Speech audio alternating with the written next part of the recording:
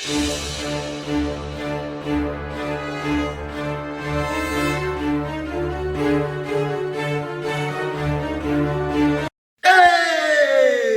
Welcome back to Build with the Boys. We now have issue 19 of Fanhome's Build the Infinity Gauntlet. In this one, guess what we're doing, Oz? Thumb. Yeah. So we got a little bit more thumb to connect. Now, again, it's all thumb. Everything we're doing in the 5 of this month it's all thumb. But it's all necessary, and the thumb is starting to look really nice. It's got to be done. This is the way it is. So we're gonna have to build 4 fingers and a thumb. So they are a little bit of a grind, a little bit of repetition, but it's okay because it's all looking good. At the end of this one, we'll be talking about our 41st villain, and it's a good one. It's a personal favourite of mine. So stick around for that one. But without further ado, let's get this one open. Let's get this one built. It is number 19. Let's have a look what we've got. It's a very lovely gold knuckle piece. We've got the clasp there, and we got our screws. That's it. Right. So not loads to do, but a significant thing to do. So what we're going to do is turn in this one over. We're going to take our bracket here, and that's going to fit inside there, like so. Now we're going to hold that in place with a single one of these black screws that they've given us. Now, we are going into metal, so now is the time for the 3-in-1 technique, just to make life a little easier. And 3-in-1 technique is really simple. Which you can touch the head of the screw into the oil. Like so. Then we go, and that should ease the transition. There you go. Honestly, like a hot knife through butter. Just makes life so much bloody easier than trying to fight against it.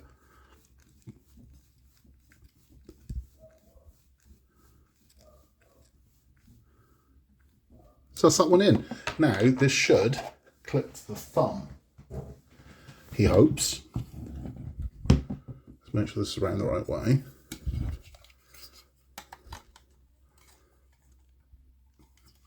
I'm sure that's the right way, but I just want to double check.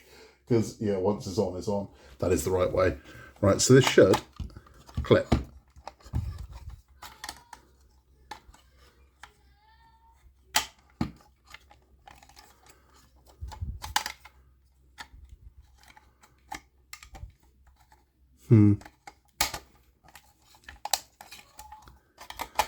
That's really loose. That's really, really loose. Definitely doesn't go that way around. Wow, that is mega loose.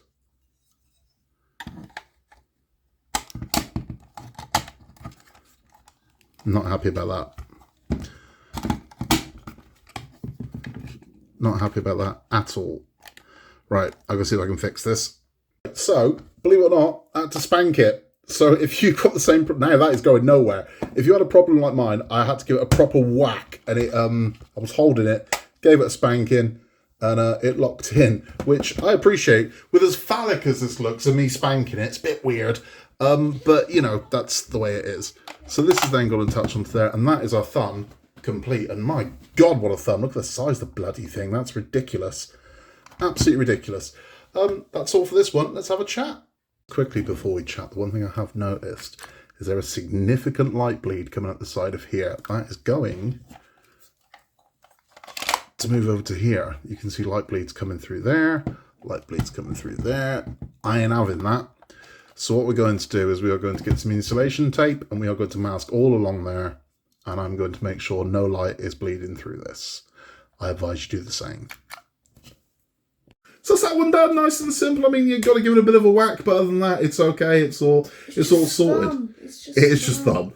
If you are just sticking around for the build instructions, thank you for stopping by. If you're sticking around for our Heroes and Villains talk, we are back with the villains, and we're on villain number 41.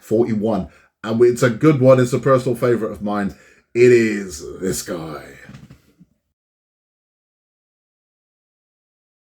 Rhino.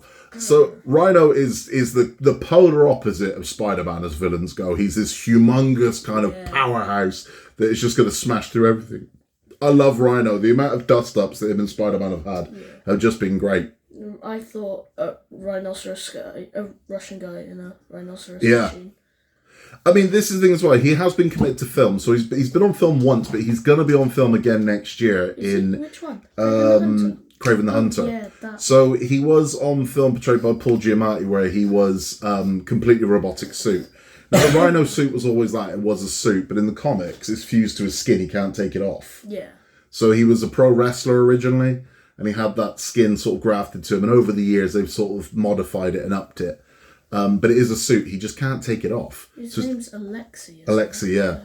So it's Rhino shifted as well. I mean, Rhino has been a good guy at points. Yes. And there were some interesting things in the House of M. Rhino was like his buddy. Yeah. But I love Rhino because he's just comes steaming in, man.